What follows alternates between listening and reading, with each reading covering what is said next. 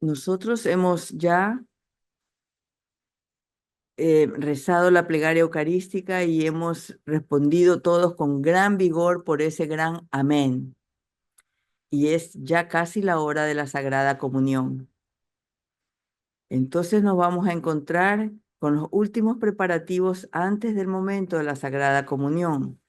Esta parte de la misa se llama rito de la comunión y tiene varias partes, las cuales están enlistadas aquí en la pantalla. El Padre Nuestro, el signo de la paz, el Cordero de Dios, Agnus Deis, y la fracción de la Sagrada Hostia, la mezcla del cuerpo y la sangre, la preparación a la oración privada del sacerdote, la elevación de la Sagrada Eucaristía con las palabras «He aquí el Cordero de Dios», la comunión del sacerdote y de los fieles, la antífona o canto de comunión y un tiempo para la oración personal en silencio. La oración después de la comunión, y esta es la fase a la cual nosotros ahora vamos a iniciar revisando. Pero primero, preguntémonos o contestemos por qué. Aunque estamos familiarizados con esta sección de la misa, tal vez es un poco útil dar un paso atrás y preguntarnos qué estamos haciendo exactamente. Muchos de nosotros comulgamos desde hace tiempo, pero ¿nos hemos detenido alguna vez a preguntarnos por qué lo hacemos? Como dice la instrucción general del misal romano, siendo la celebración de la Eucaristía el banquete pascual, conviene que, conforme al mandato del Señor, su cuerpo y su sangre sean recibidos como alimento espiritual por los fieles que estén debidamente dispuestos. Este es el sentido de la fracción y de los demás ritos preparatorios por los que los fieles son conducidos rápidamente hacia la comunión. Cuando hablamos de la Eucaristía, solemos pensar en cuatro cosas: la verdadera presencia del cuerpo y la sangre de Cristo, el sacrificio de la cruz, el sacramento de la unidad entre las personas y el banquete pascual o celestial. La verdadera presencia nos recuerda que Jesús está realmente allí. El sacrificio nos recuerda que la misa es el único sacrificio perfecto de Jesús en la cruz y muestra cuánto nos ama Jesús. La verdadera presencia de Jesús y su sacrificio abren la puerta a la restauración, la curación y la verdadera unidad. Estas verdades también nos orientan hacia el cielo, donde experimentaremos la plenitud y la perfección de la unidad y el amor. La imagen del banquete celestial evoca la celebración, la comida y la bebida. Como Jesús nos indicó, recibimos su cuerpo y su sangre comiendo y bebiendo. En eso consiste el rito de la comunión. El objetivo de todas las oraciones, gestos y palabras es que recibamos a Jesús, el Señor, en la Sagrada Comunión. Los primeros cristianos siempre compararon la Eucaristía con la vida del alma. San Agustín escribió: es algo excelente que los cristianos de los alrededores de Cartago, esto es en el norte de África, no llamen al bautismo mismo otra cosa que salvación y al sacramento del cuerpo de Cristo otra cosa que vida. Por tradición apostólica, las iglesias de Cristo sostienen que sin el bautismo y la participación en la mesa del Señor, es imposible para cualquier hombre alcanzar el reino de Dios o la salvación y la vida eterna. Las Escrituras dan testimonio de ello. Este es el primer cuerpo y sangre que, al ser inmolados, restauraron nuestra amistad con Dios. El sacrificio de Cristo y la comida pascual están íntimamente unidos. Nuestra Madre, la Iglesia, nos anima a participar en uno y en la otra, si estamos debidamente dispuestos de recibir el cuerpo y la sangre del Señor. Estos serán nuestro alimento para la jornada a la casa de nuestro Padre. Con esto nosotros podemos entender claramente que muchos han logrado la santidad en la tierra y podemos concluir que si no está dentro del bautismo en el sacramento como el Señor lo instauró y viviendo el cuerpo y sangre de Cristo en el sacramento de la Eucaristía, esta alma no logra llegar directamente al cielo, por muy buena que sea, por mucho que haya realizado.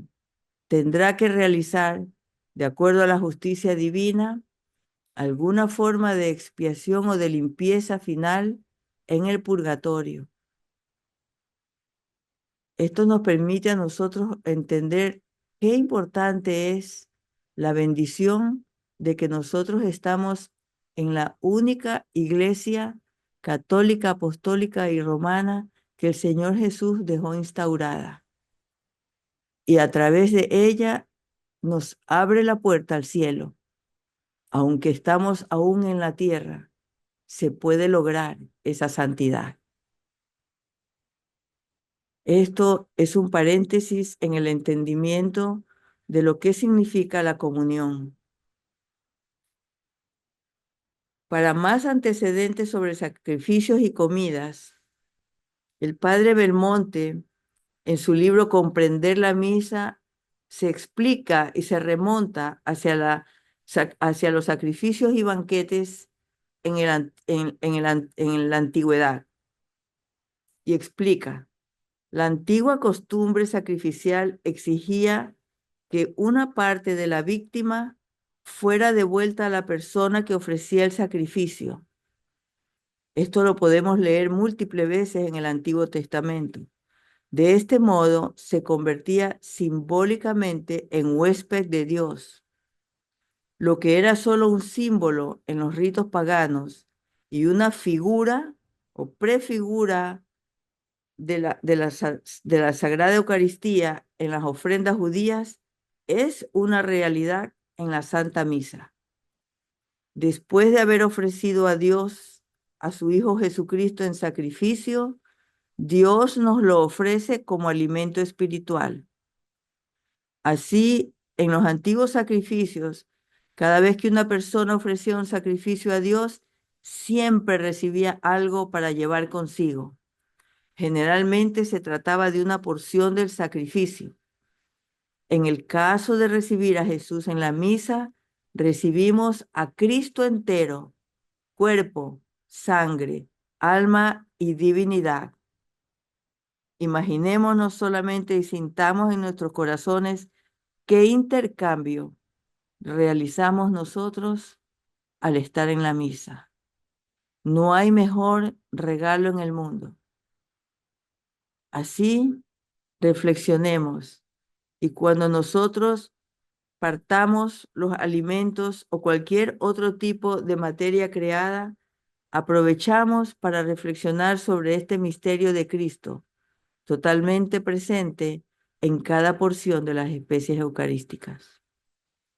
En nuestra próxima comida, permitámonos vivir la experiencia de este tipo de comer y beber para que nos ayude a prepararnos para encontrar a Cristo a través del comer y beber eucarístico. El Señor dijo, hagan esto en memoria mía. Y el Señor nos dejó esta oración tan importante en nuestras vidas, el Padre nuestro. Así, durante el momento del rito de la comunión y mientras nos vamos adentrando en ella, nos detenemos en el Padre nuestro. Por mandato de nuestro Salvador, y formados por la divina enseñanza nos atrevemos a decir, Padre nuestro, son las palabras del sacerdote. El Padre nuestro es la primera parte del rito de la comunión. Esta oración, por supuesto, es la oración que nos dio Jesús en el Evangelio. Mateo 6, 9 al 13 y Lucas 11, 2 al 4. Son las mismas palabras que Jesús nos dio para rezar. Una cosa muy común de que la gente dice es que no se sienten que recen muy bien o que no saben qué dicen cuando rezan. Y en realidad siempre tenemos el conflicto de qué fue lo que dijo nuestro Señor y qué es lo que nosotros decimos ahora. Es muy importante reflexionar respecto de esto. Tal vez los discípulos cuando recibieron la oración se preguntaron lo mismo, porque en estas pocas palabras hay tanto que entender y vivir que es una oportunidad para realmente preparar nuestras almas para conectar con Dios perfectamente antes de la comunión. Recordemos que debemos rezarlas con confianza, porque son palabras salidas directamente de la boca de Jesús. Entonces, ¿por qué el sacerdote dice, nos atrevemos a decir? Esta invitación es una fórmula muy conmovedora y antigua, a la que ya aludía San Jerónimo en el siglo IV. Afirma que no deberíamos atrevernos a pronunciar lo que vamos a decir si no fuera por el mandato expreso de nuestro Señor. Él nos enseñó a acercarnos a Dios como un hijo habla con su padre. Nuestro Señor usó la palabra Abba para expresar nuestra filiación del Dios Altísimo. Somos sus hijos e hijas y le invocamos con el término más íntimo y familiar, papito, papi, Abba. Nuestro Señor desea que nos acercamos a nuestro Padre con la serenidad y la confianza de los hijos. No solo lo revela, sino que en cierto sentido lo ordena cuando dice, cuando oréis, orad así, Padre nuestro. Nos atrevemos a llamar Padre a Dios porque Jesús dijo que podíamos hacerlo. Si echamos un vistazo al Antiguo Testamento, vemos algunas personas que tienen una relación excepcionalmente estrecha con Dios. Adán, Abraham y otros que hablaban con Dios. En el Génesis 3, 18, Moisés, cuyo rostro estaba radiante tras estar en presencia de Dios. Éxodo 34. Jonás y Job, que hablaban con Dios cuando estaban enfadados y frustrados. Jonás 4, Job 3 y 42, entre otros. Los antiguos judíos veían ciertamente a Dios como el Padre del pueblo de Israel, pero no era nada común que un individuo se dirigiera a Dios como Padre. Sin embargo, esto es precisamente lo que Jesús nos dice que hagamos.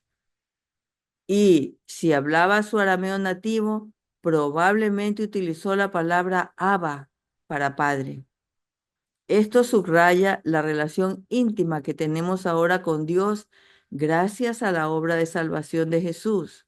Por nuestra unión en Cristo, Dios se ha convertido verdaderamente en nuestro Padre. Algunas de las primeras palabras que aprendemos de pequeños son mamá y papá, y esto es cierto para todos los tipos de personas, con todos los tipos de lenguaje.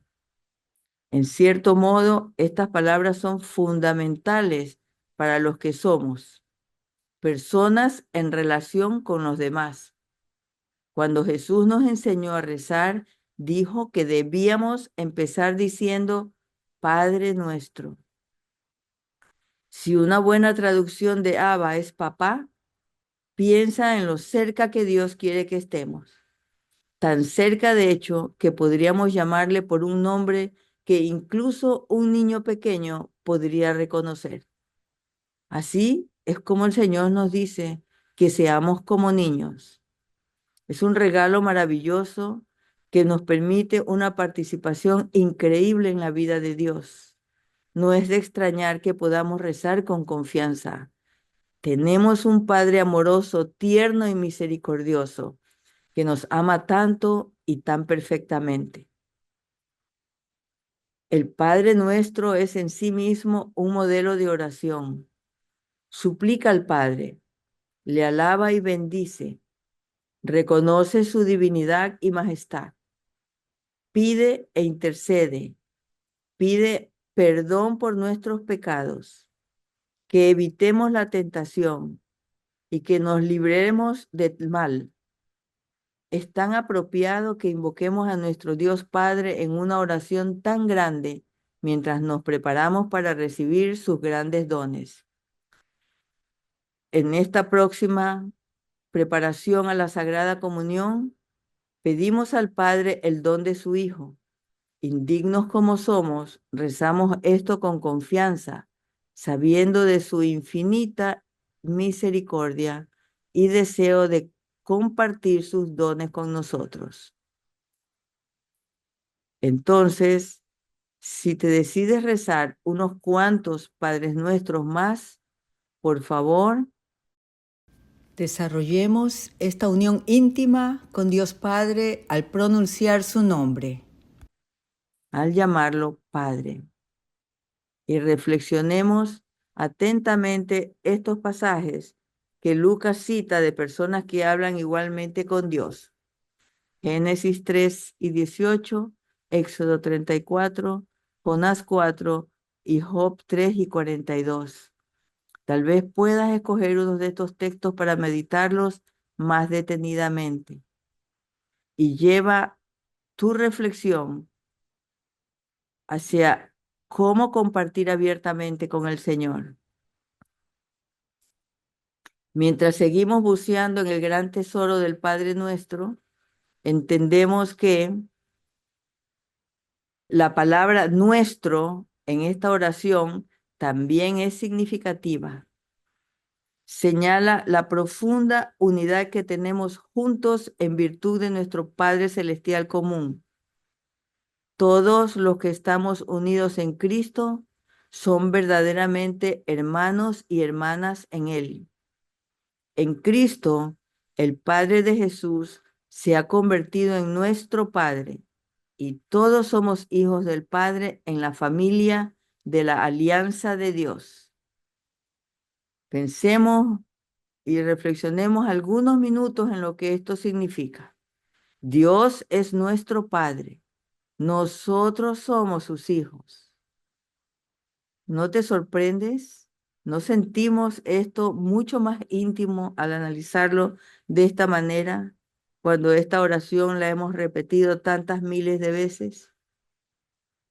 Solamente en estas dos palabras, Padre nuestro, existe una referencia de que Santa Teresa de Jesús, cuando se reunían a rezar el rosario con todas sus hermanas en el convento, ya ellas terminaban el rezo y ella se quedaba sentada, callada.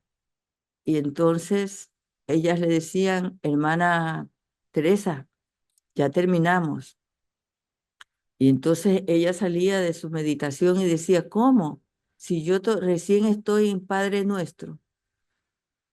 Imaginarse cómo serían sus reflexiones y cómo serían sus rezos y la compenetración íntima que tenía ella en, en vivir la oración del Padre Nuestro. El Padre Nuestro contiene tres oraciones en una.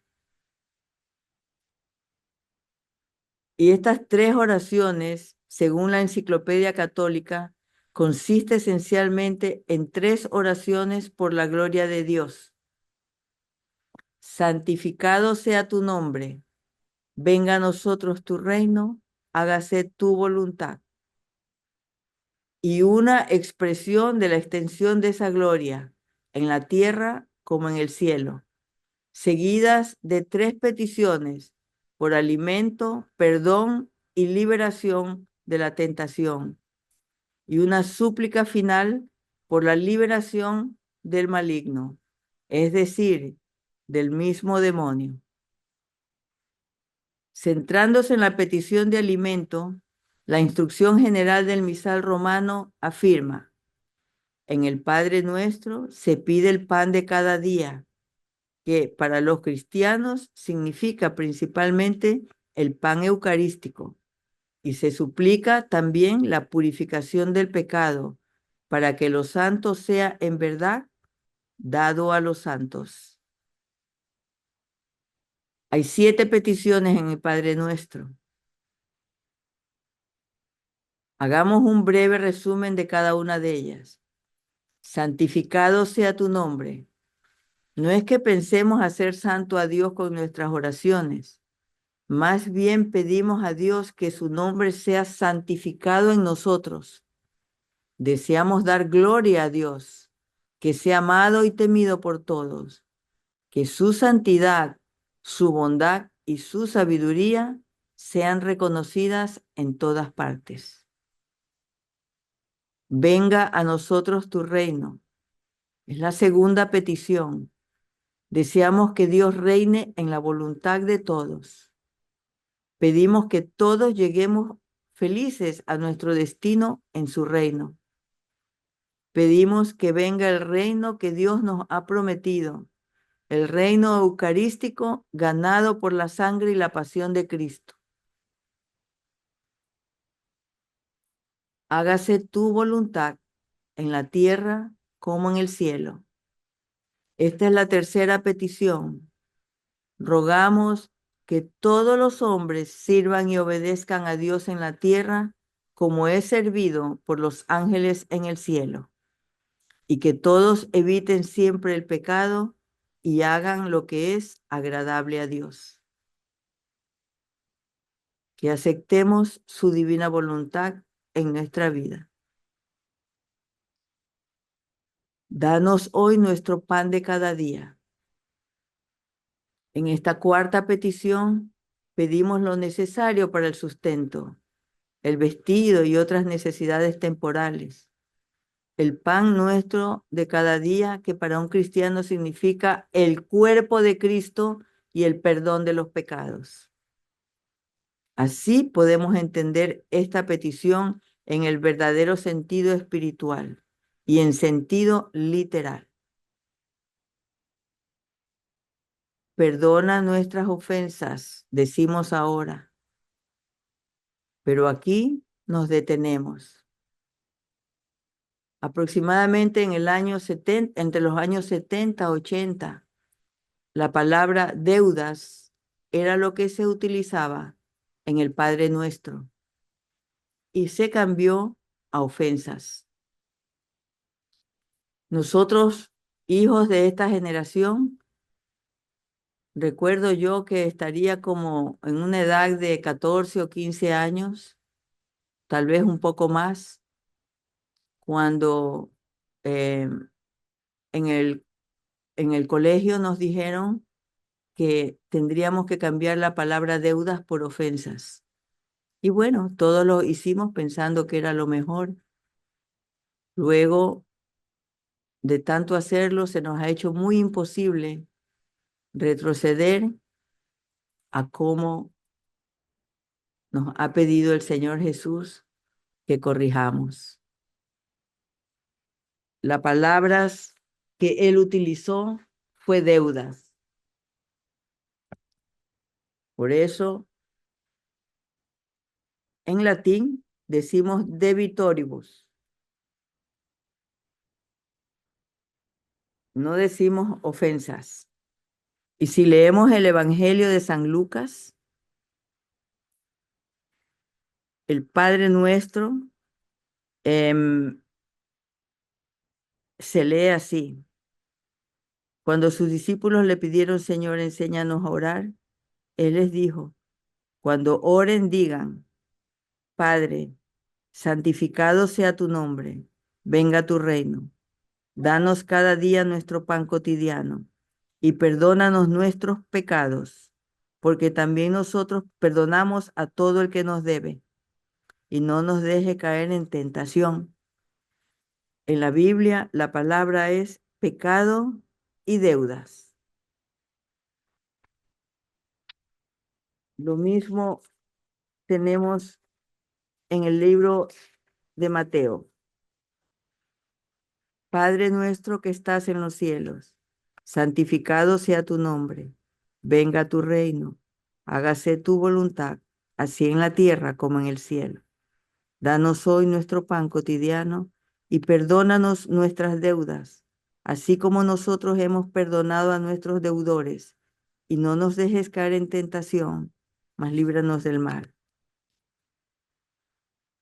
Que si ustedes perdonan a los hombres sus ofensas, les perdonará también a ustedes su Padre Celestial. Dice la traducción de la Biblia al final.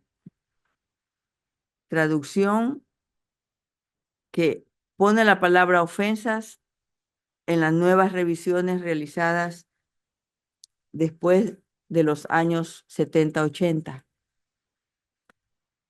Entonces, es, es importante que nosotros entendamos y vamos a realizar luego una reflexión un poquito más larga acerca de esto, porque es importante.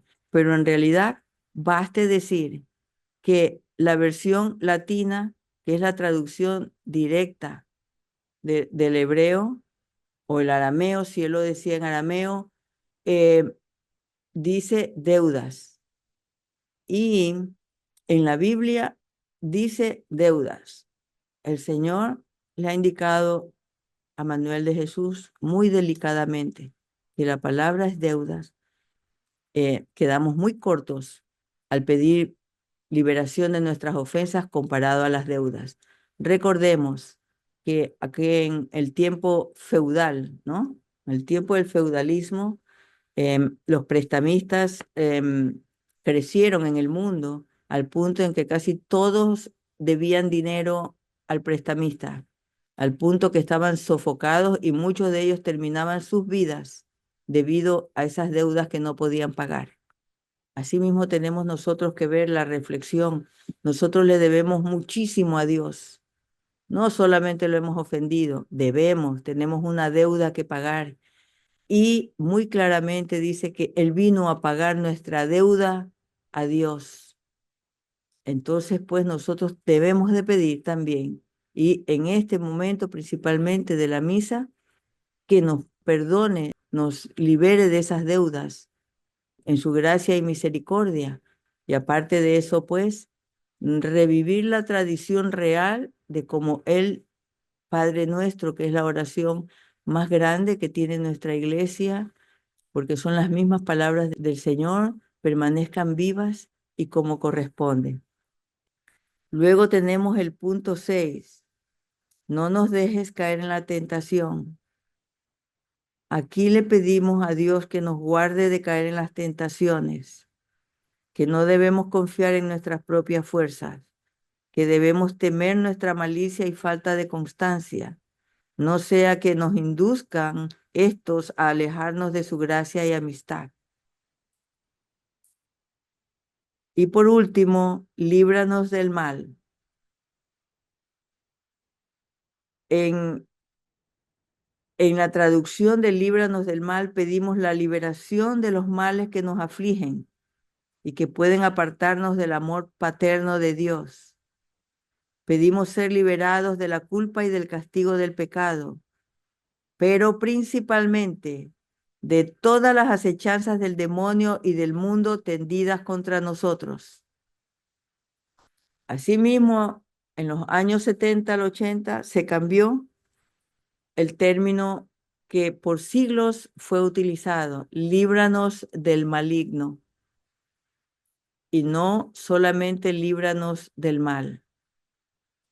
Es claro entender quién es el líder de todo el mal y todo lo malo y de todo lo que genera en sus planes de seducción el enemigo de Dios y nuestro.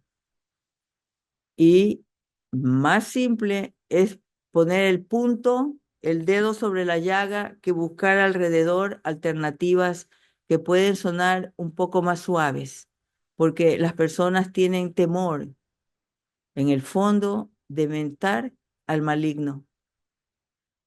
Y esa es la razón por la cual cambiaron la palabra.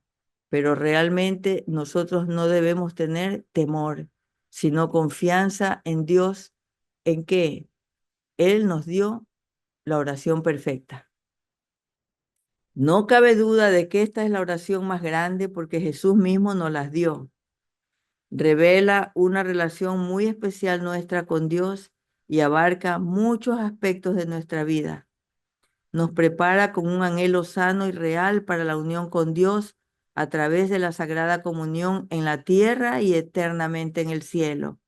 No es de extrañar que esta oración se encuentre en el corazón de la misa, así como también, como muchas otras cosas dentro de la misa, suavizada o cambiada para conformar tal vez el deseo de algunas personas de sentirse más conformes o agradables o ser menos agresivos o menos o políticamente correctos, digamos así, que es lo que se utiliza en la actualidad, pero nosotros debemos tratar como apóstoles de los últimos tiempos de ceñirnos a la palabra de Dios y a la palabra de Jesús tal como la dijo.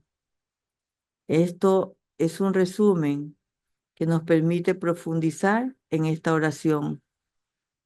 La recomendación es que tomemos el Catecismo de la Iglesia Católica en el segmento del Padre Nuestro, desde el numeral 2759 hasta el 2865, y disfrutemos de esta catequesis profundamente, siendo esto muy importante para nuestro crecimiento y para adentrar y enamorarnos más y más de esta bellísima oración que no tiene comparación.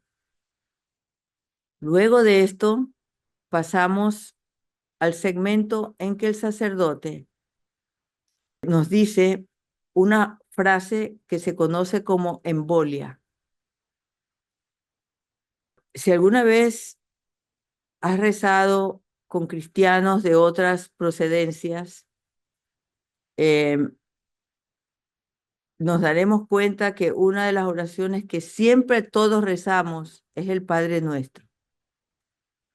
El Padre Nuestro lo rezan los hermanos ortodoxos, los hermanos protestantes, está presente en todas estas cristianos separados, nuestros hermanos cristianos divididos.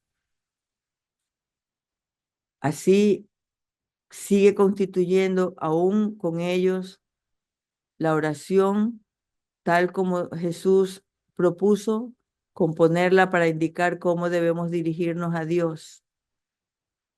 Es la oración propia de nuestro Salvador y por tanto es la oración del cristiano. En la iglesia primitiva el Padre Nuestro se enseñaba a los catecúmenos, aquellos que se preparaban para entrar en la iglesia por el bautismo, solo unas semanas antes del bautismo. Fuera de la misa se recitaba siempre en voz baja. Algunas partes de la historia dan a entender que los fieles la recitaban antes de la comunión, pero sabemos que está presente en los diferentes grupos cristianos que han desarrollado esta tradición a lo largo del tiempo. Entre esas tradiciones también está lo que decimos después del Padre Nuestro. Después del Padre Nuestro, el sacerdote reza unas palabras especiales llamadas el embolismo, pidiendo al Señor que nos libre del mal, nos mantenga libres de pecado, hasta el día en que veamos al Señor Cristo cara a cara. La mayoría de nosotros probablemente reconocemos estas palabras. Líbranos de todos los males, Señor, y concédenos la paz en nuestros días, para que, ayudados por tu misericordia, vivamos siempre libres de pecado y protegidos de toda perturbación, mientras esperamos la gloriosa venida de nuestro Salvador Jesucristo. Así es como la oración está escrita en la Enciclopedia Católica. Y como dice el misal, el pueblo concluye la oración diciendo: tuyo es el reino, tuyo el poder y la gloria por siempre, Señor. Este es el embolismo, porque actúa como un émbolo.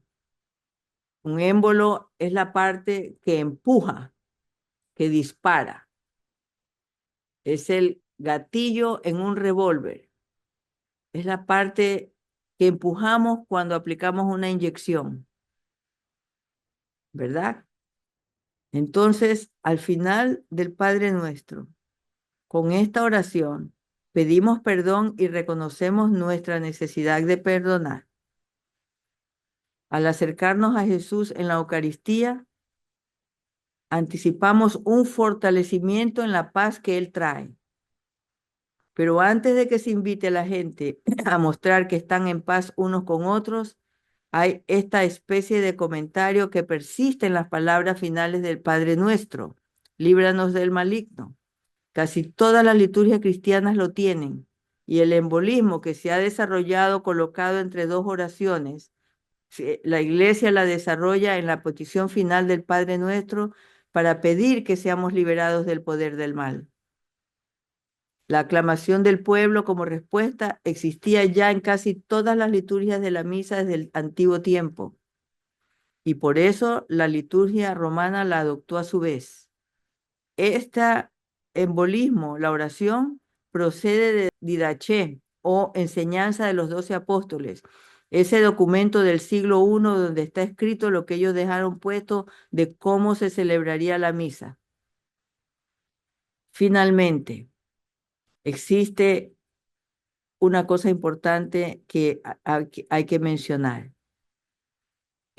Cuando rezamos, entramos en contacto con la misa de algunos de los primeros cristianos, porque las palabras que nosotros decimos están tomadas de la oración de acción de gracias utilizada en la celebración de la Eucaristía desde la primera generación del cristianismo después de los apóstoles. Esta oración es un final extra del Padre Nuestro que rezan muchos otros cristianos, pero es en realidad un final católico. Tal vez ellos no lo saben, pero es cierto. Y proviene de las primeras celebraciones de la misa. Sin embargo, si buscamos en la tradición viva de la fe cristiana en la Iglesia Católica, encontraremos esas palabras como parte de la misa y como comentario y respuesta al Padre Nuestro. Así pues, las propias palabras se remontan 1000 años más atrás en el Antiguo Testamento y se derivan de la alabanza culminante del rey David a Dios al final de su reinado, representando uno de los últimos actos de David como rey antes de pasar el trono a su hijo Salomón. Bendito eres tú, Señor, el Dios de Israel, nuestro Padre por los siglos de los siglos. Tuya es, Señor, la grandeza, el poder, la gloria, la victoria y la majestad, porque tuyo es todo lo que hay en los cielos y en la tierra. Tuyo es el reino, Señor, y tú eres exaltado como cabeza sobre todos. Entonces, así lo describe Pablo en Corintios 29, haciendo eco de estas palabras del rey David. Al hacerlo, nosotros reconocemos a Dios como Señor de nuestras vidas y le alabamos por todas las bendiciones que nos concede. Cualquier cosa buena que hagamos, cualquier éxito que experimentemos, proviene pronunciar, porque tuyo es el reino, el poder y la gloria, ahora y por siempre. Bien, hermanitos, hoy aquí termina nuestra reflexión y mañana vamos a incursionar en el rito de la paz. Si alguno de ustedes tiene alguna pregunta, pues aquí estamos.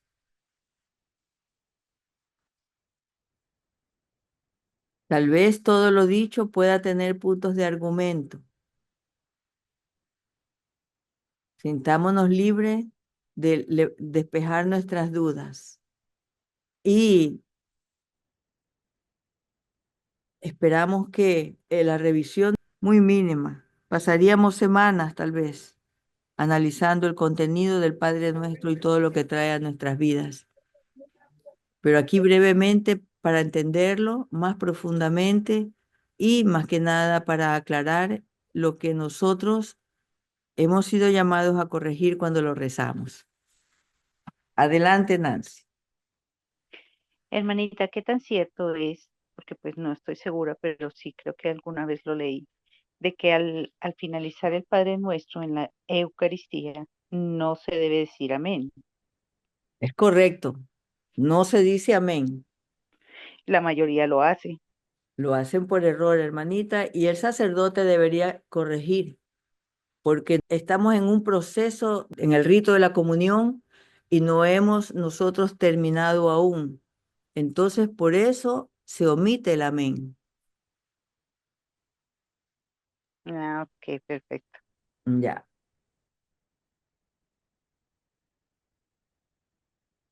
Muy importante esta pregunta. ¿Alguna otra pregunta, hermanitos?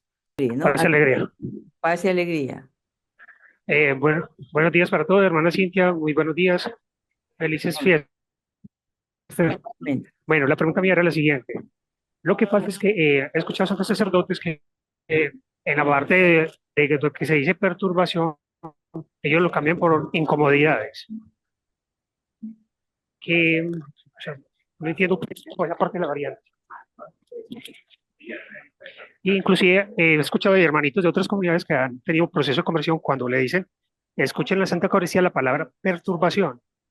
Y es cuando ellos se concentran a vivir la Santa Eucaristía totalmente hasta escuchar la palabra. Y ya cuando la escuchan, dicen ellos que ven la Eucaristía paso a paso. Entonces, mi pregunta era esa. ¿Por qué el cambio de perturbación a incomodidad?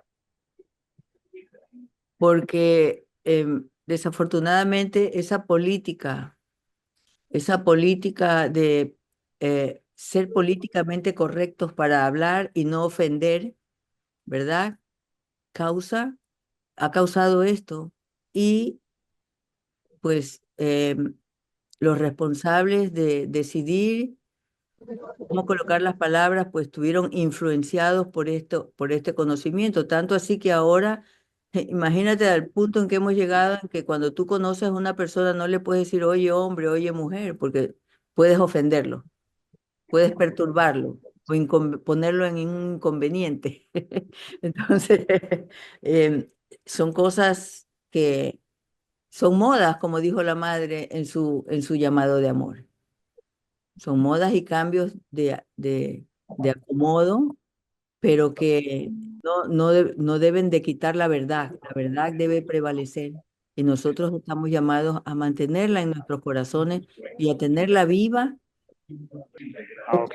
Esto es lo que yo puedo explicar. Es una historia larga y difícil y mucha controversia ha existido por largo tiempo. Con respecto, por ejemplo, al Padre Nuestro, el Papa Francisco ha mandado a corregirlo. No sé si ustedes están enterados, ¿no? Él mandó a corregir, especialmente en la traducción al inglés, porque en la traducción al inglés es más terrible que en ninguna otra forma. Em, esto es.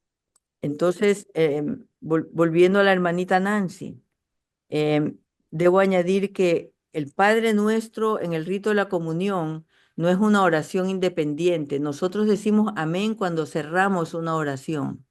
Es parte de la oración más larga, que es la misa. Entonces, por eso no lleva todavía el amén. Sí, buenos días, hermanita Cintia. Sí, Bueno, una consulta. ¿Cuál sería la posición para rezar el rosario? Porque algunos consagrados dicen que tenemos que poner la mano juntita en medio del pecho y otros que tenemos que estar tomados de la mano de los hermanos que están al lado izquierdo y al lado derecho. ¿Cuál sería nuestra manera de rezar el Padre Nuestro en la Santa Misa? Bien, Gracias. ya, gracias. En las instrucciones generales, en verdad, no hay esta indicación. Son cosas que por tradición se han tomado.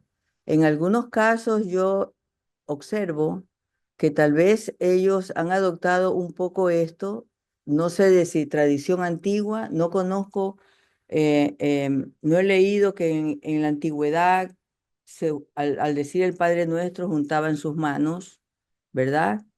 Pero es una manifestación espontánea del pueblo y si el sacerdote lo permite, está bien, pero no es una instrucción general em, en, en la misa.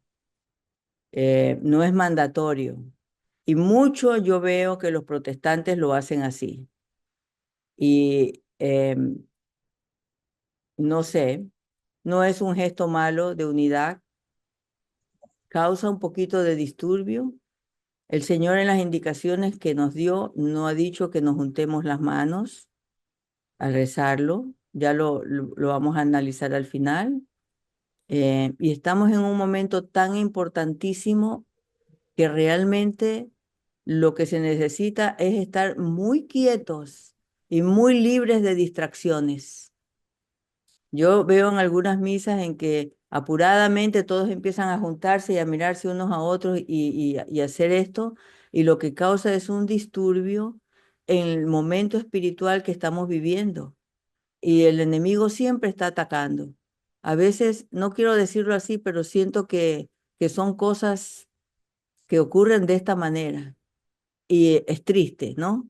Porque es muy bueno que nos juntemos las manos, pero si el uno está en un extremo de la banca y el otro acá, entonces corriendo a unirse al centro para hacer el Padre Nuestro, no me parece que está indicativo al momento solemne que estamos viviendo. Pero esto es muy personal, ¿no? Pero ya está claro que eso no está en ningún libro del misal ni en ninguna parte de la iglesia. Y si tú ves las misas en el Vaticano, no, a la hora del Padre Nuestro no vemos que todos están cogiéndose las manos, no. Ya, esto es una tradición que se ha generalizado principalmente en Latinoamérica, que es donde lo observo. Em, Es lo que puedo decir en mis pequeñas observaciones. Gracias, hermanita Cintia. Ok. Eh, em, una anotación que hago, pues a mí me parece que la mejor manera es estar de rodillas porque uno debe estar concentrado en lo que está. Es la manera que particularmente yo lo hago. De las manos no, porque creo que es lo que estamos optando por la tradición que están haciendo ahorita los protestantes. Entonces todo se forma un desorden que pues no me parece, donde debe haber tanta, inclusive cuando se va a dar la paz, eso va desde el primero hasta el último y del último hasta el primero y es un desorden total. No se hace, por eso yo digo siempre seguir la indicación que hace el Vaticano. El Vaticano, por eso me gustan las Eucaristías, porque es que la sobriedad y la devoción con que se hacen es impresionante, que así deberían ser y así deberían exigirle a los sacerdotes, porque ellos tenían que ser conscientes de que eso no es como ahora hacen, termina el padre del evangelio igual y aplauden. ¿Quién dijo que en el evangelio se aplaudía? Es lo mismo. Entonces, pues cuando hay personas que pues o por situación de salud no se pueden arrodillar, obviamente yo creo que la mejor manera sería de pie y cerrados sus ojos y con las manos juntas. Creo que sería la mejor indicación. Así. Hermanita, perdón, buen día. Bueno, yo tengo entendido que las manos se juntan, porque el que hace la súplica a todos es el sacerdote. Sí, eso de tomarse las manos, pues eso es un tema que lo han popularizado, lo han paganizado, pero en realidad, eh, como se debe hacer es con las manos juntas. Es esto lo que tengo entendido. Recuerdo también al padre Jorge cuando estuvimos en el retiro el año pasado en Morelia. Él nos había dicho, no lo hagan. Nos hizo mucho énfasis en esto también, lo recuerdo perfectamente. Entonces, bueno, pues habría que indagar un poquito más en esto, pero es lo que tengo entendido. En lo poco que yo he leído, ¿ok? ¿Tú te refieres a juntar las manos unos con otros o te refieres a juntar tus manos, Laura? No, no, juntar las manos cada uno es cada uno al Padre, es Así es. una relación personal e íntima con el Padre. En ese, Claro, así es, sí, sí. La postura de las manos durante el Padre Nuestro es importante porque es un gesto de respeto y de amor. Es una norma, no es una costumbre. En realidad, el pararse al Padre Nuestro también fue parte de los cambios en la misa en los años 70. El Padre Nuestro se mantenían arrodillados todos y está el argumento de que siendo esto una oración tan importante, fue cambiado por pararse, porque entonces el pararse, ellos argumentan, es que al pararse, entonces nosotros estamos todos levantándonos nuestro corazón hacia Dios Padre al pedirle. Todo está en el corazón de cada uno y nos toca, no podemos desbaratarlo todo, tenemos que ser obedientes. Yo pienso en lo que cabe, ¿no? Porque claro, también unos se arrodillan, otros se paran, unos abren las manos, otro viene y te toca el hombro y te está que te agarra la mano, o sea, de todo ocurre, ¿no? Y hay desorden. En realidad, en el misal dice que tenemos que pararnos, ¿verdad? En mi corazón yo siento que no quiero moverme de allí para nada. Quiero mantener ese momento allí íntimo de unión con Dios, pero eso es lo que mi cuerpo y mi alma me dice, pero en lo máximo hay que tratar de ser disciplinado a la misa y no ser causa de desorden en lo posible. Pero ahí viene la contradicción. ¿Les doy la mano o me quedo arrodillada o me levanto al Padre Nuestro? Entonces sí se torna un estrés para uno en la misa, un estrés. Por eso en general, pues, no hay una respuesta sino hablar con el sacerdote para tratar de pedir una respuesta en ellos y saber qué ellos sienten y si están dispuestos a llevar la disciplina, porque es disciplina en todo el grupo. Entonces, a lo mejor ganemos más, a lo mejor ganemos más que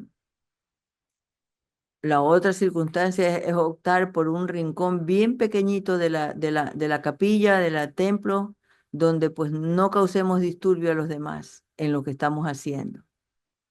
Porque a mí me ha pasado que los ministros que cuidan del rezo allí en la iglesia, si no te paras en el Padre Nuestro, vienen y te tocan en el hombro y te hacen con la mano que te pares.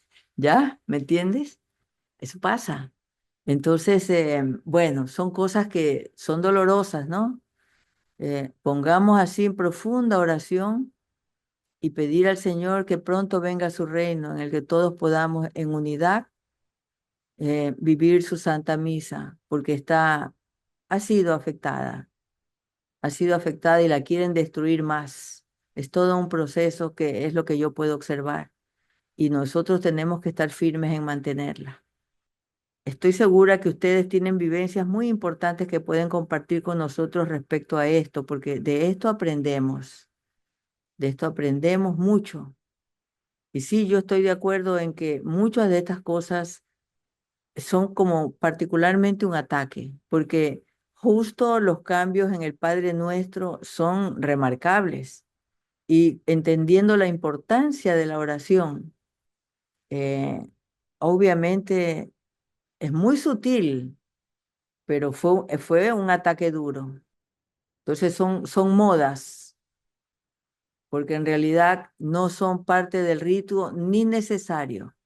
Era innecesario hacer esos cambios al Padre Nuestro y a los movimientos y las posturas tradicionales que existían.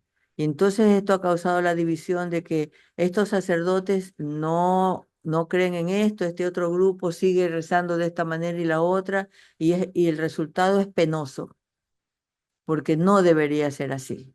Nosotros debemos hacer el esfuerzo de tratar de buscar esa unidad en cómo celebramos, porque esto no es hoy vamos a bailar merengue y mañana vamos a bailar boleros. No, esto debe ser una cosa solemne y única y especial, sumamente especial.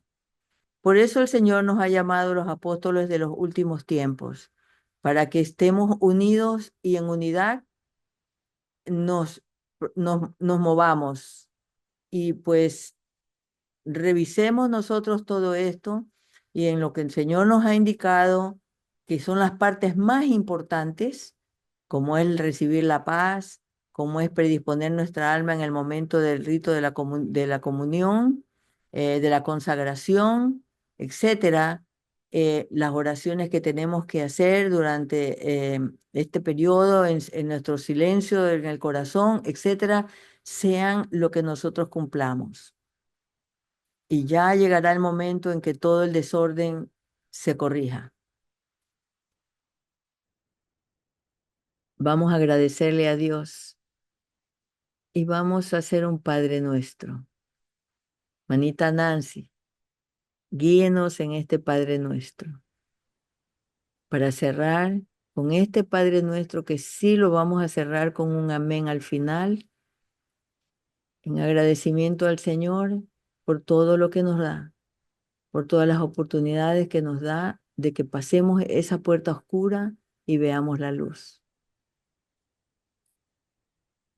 Adelante, ¿Cómo aparece en la Biblia? como aparece en la Biblia,